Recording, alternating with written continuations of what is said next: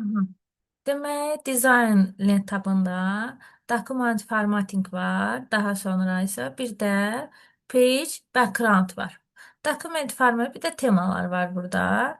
Temalar müxtəlif şablonlardan təşkil olunur da. Yəni müxtəlif şablonlarda istifadə edə bilirsiniz. Burada formatlama var. Yəni başlıq formasında məsəl üçün bu cür belə bir şeylər verilməsi, yəni şablonlar şəklindədir. Color rəngin təyin edilməsidir. Burada artıq şablonlarda, yazılarda hansı intervallarda olsun yazılarımız. Fontun məsəl üçün də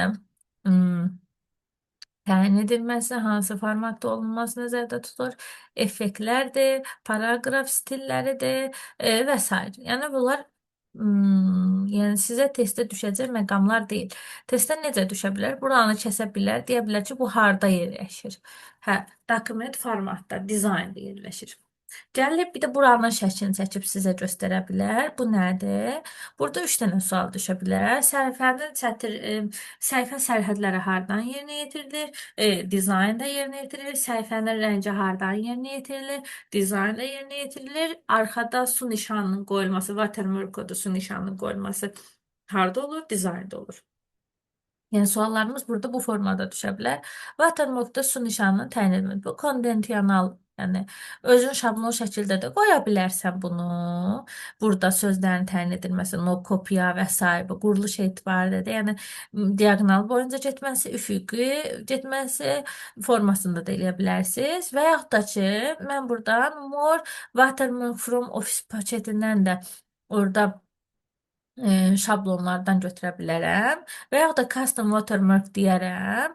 Özüm burada şəkil əlavə etmək var. Ümumiyyətlə watermark, yəni ümumiyyətlə su nişanı əlavə etmə. Picture watermark şəkil formatında əlavə edilməsi. Buradan şəkil əlavə. Bir də var text. Tekstdə də kalibridə olsun, rəngin təyin etmiş, məsələn, boz rəngdə olsun, məsələn, qara rəngdə seçirəm. Mətni də buradan əlavə edirəm. Məsəl üçün də informatika. OK basacağım indi. OK basacağım. Bu appli tətbiq etməkdir. Görülməsi üçün də tətbiq etdim. Close elədim. Artıq fikir verin. Baxın, hər bir səhifəmdə bu olacaq. Bəzən onu müəllimlər qoyurlar, kopya etmək olmaz filan, müəllimin nömrəsi və s. Bu su nişanıdır. Bunun da istiqamətin özünüz təyin edə bilirsiniz. Məsəl üçün bu cürə olsun, maylı olsun, kursiv form, diaqonal boyunca olsun. Color page isə səhifənin ümumi rənginin təyin edilməsidir. Page border isə səhifənin kənar sərhədlərinin təyin edilməsi. Məsələn, bu formada eləyəndə bu bəzən evdə müəllimlər özləri sertifikat və sair hazırlayanda burada müxtəlif formatlar var orada. Müxtəlif formalar var. Baxın, fikir verin. Cürbəcür naxışlıqlar və s.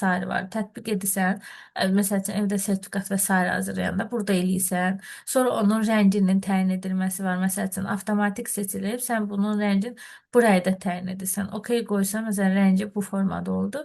Bu da onun təyin edilməsi formasıdır. Yəni bizim dizaynda suallar formada düşə bilər. Buranın şəklini qoyub deyə bilərlər, bura hara aiddir?